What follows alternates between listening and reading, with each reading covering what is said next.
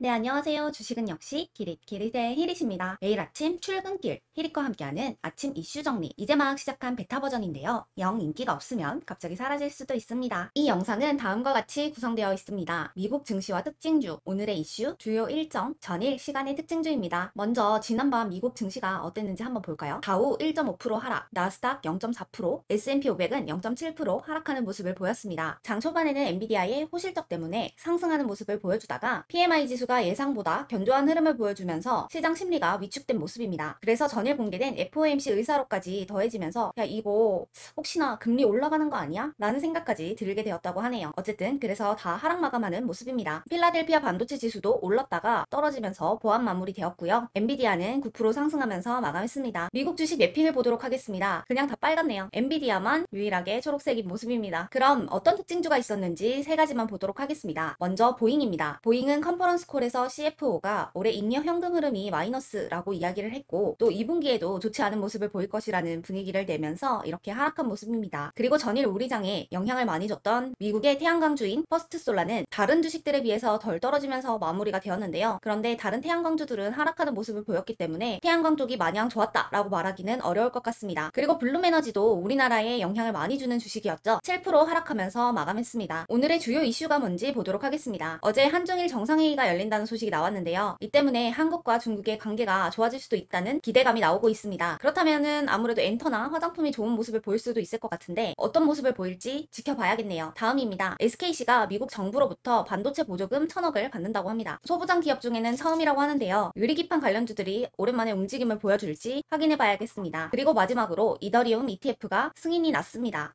그래서 이거 이더리움 급등하는 거 아니야? 라고 생각했는데 막상 상승폭이 그렇게 크진 않더라고요. 아무래도 미국 금리에 대한 걱정 때문인 듯 합니다. 그리고 주요 일정을 보겠습니다. 오늘은 뉴진스가 컴백하는 날이고요. 주말 사이에는 한중일 정상회의가 있을 예정입니다. 이건 4년 5개월 만에 열리는 회의이자 한국에서 열리는 건 9년 만이라고 합니다. 그리고 일본 총리랑 양자 회담도 있을 예정인데요. 아마 거기서 라인에 관련한 이야기도 나올 것 같다고 합니다. 그리고 5월 27일 월요일은 미국과 영국이 휴정이고요. 우주항공청이 개청하는 날입니다. 그리고 한중일 비즈니스 서밋이라고 해서 한국, 중국, 일본 각 기업들의 만남이 있을 것으로 보입니다. 그리고 에스파가 아마겟돈을 발표한다고 하네요. 마지막으로 전일 시간의 특징주를 보도록 하겠습니다. 시간에서 움직였던 주요 섹터는 화장품주입니다. 주말에 한중일 정상회담이 열린다는 소식 때문에 상승하는 모습을 보였는데요. 화장품주의 중국 모멘텀까지 살아나는 거 아니야? 하는 기대감이 생기면서 상승하는 모습이었습니다. 코리아나 9%, 한국화장품 6.6%, 토니모리, 에이블CNC, 본드는 4% 상승했습니다. 그리고 코오롱 티슈즈는 최대 주주에게 3자 배정 유상증자를 결정했다는 소식에 9.9% 상승하는 모습을 보였습니다. 그리고 노브랜드 같은 경우에는 어제 신규 상장을 했죠. 시간외에서 9.9% 하락하는 모습이 나왔습니다. 여기까지 히릿과 아침 이슈를 정리해봤는데요. 그럼 오늘 장도 힘내시고요. 지금까지 히릿이었습니다. 빠이요.